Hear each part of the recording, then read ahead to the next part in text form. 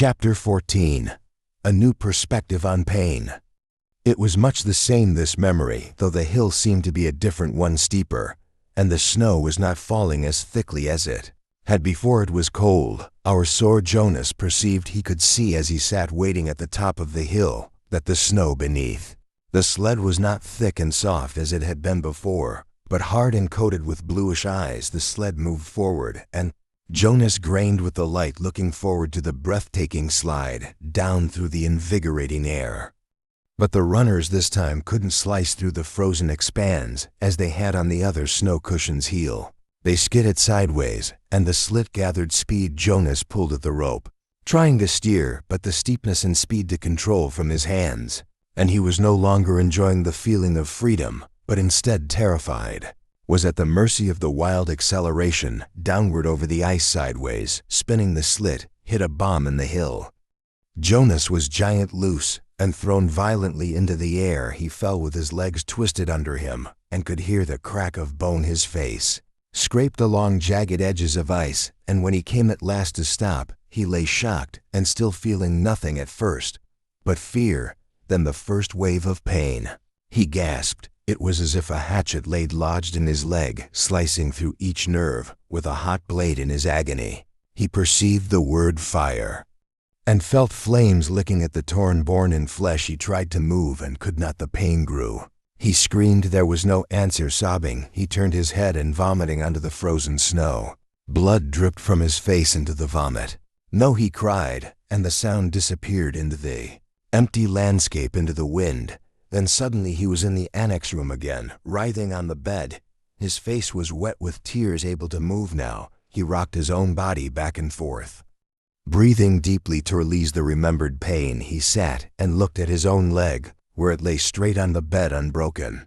The brutal slice of pain was gone, but the leg ache is horribly still, and his face felt raw. "May I have the relief of pain, please?" he begged. It was always provided in his everyday life for the bruises and wounds, for a smashed finger, a stomach ache, a skinned knee from a fall from a bike. There was always a door of anesthetic ointment or a peel, or in severe instances an injection. That brought complete and instantaneous deliverance, but the giver said no and looked away. Limping, Jonas walked home pushing his bicycle that evening. The sunburn pain had been so small in comparison, and had not stayed with him. But this ache lingered. It was not unendurable as the pain on the hill had been. Jonas tried to be brave. He remembered that the chief elder had said he was brave. Is something wrong? Jonas, his father, asked at the evening meal. "You're so quiet tonight. Aren't you feeling well? Would you like some medication?"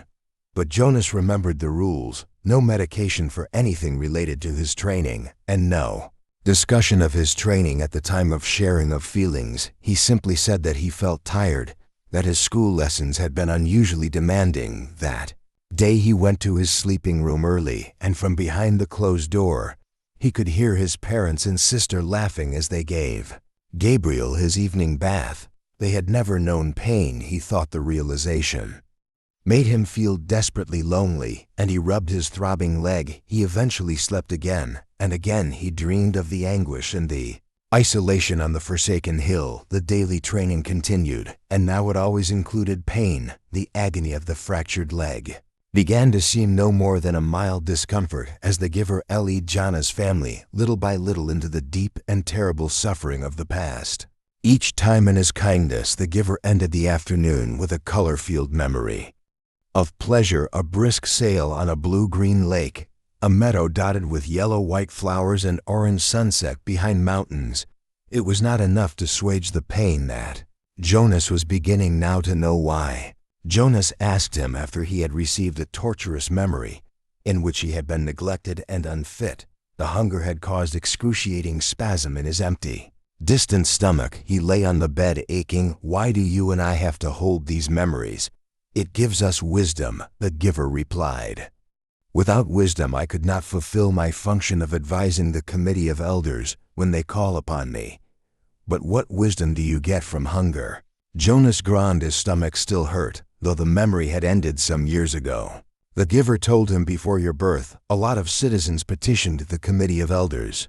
They wanted to increase the rate of births. They wanted each birth mother to be assigned 4 births, instead of 3, so that the population would increase, and there would be more laborers available. Jonas nodded, listening. That makes sense. The idea was that certain family units could accommodate an additional child. Jonas nodded again. Mine. Could he point it out? We have Gabriel this year, and it's fun having a 3rd child. The committee of elders sought my advice. The giver said it made sense to them too, but it was a new idea. And they came to me for wisdom. And you used your memories. The giver said yes. And the strongest memory that came was hunger. It came from many generations, back centuries, back. The population had gotten so big that hunger was everywhere, excruciating hunger and starvation. It was followed by warfare. Warfare, it was a concept. Jonas did not know, but hunger was familiar to him now, unconsciously. He rubbed his own abdomen, recalling the pain of its unfulfilled needs. So you describe that to them. They don't want to hear about pain. They just seek the advice. I simply advise them against increasing the population. But you said that was before my birth. They hardly ever come to you for advice. Only when they, what was it you said, when they have a problem they've never faced before. When did it happen last? Do you remember the day when the plane flew over the community? Yes. I was scared, so were they. They prepared to shoot it down, but they sought my advice. I told them to wait. But how did you know? How did you know the pilot was lost?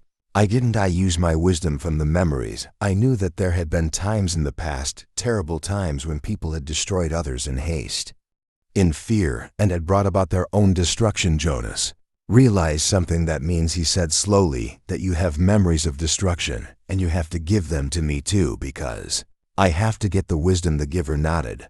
But it will hurt. Jonas said it wasn't a question. It will hurt terribly. The giver agreed. But why can't everyone have the memories? I think it would seem a little easier if the memories were shared. You and I wouldn't have to bear so much by ourselves. If everybody took a part they give aside. Oh, you're right, he said. But then everyone would be burdened in pain. They don't want that. They don't want that. And that's the real reason. The receiver is so vital to them, and so on it. They selected me and you to lift that burden from themselves. When did they decide that? Jonas asked angrily. It wasn't fair. Let's change it. How do you suggest we do that? I've never been able to think of a way, and I'm supposed to be the one with all the wisdom.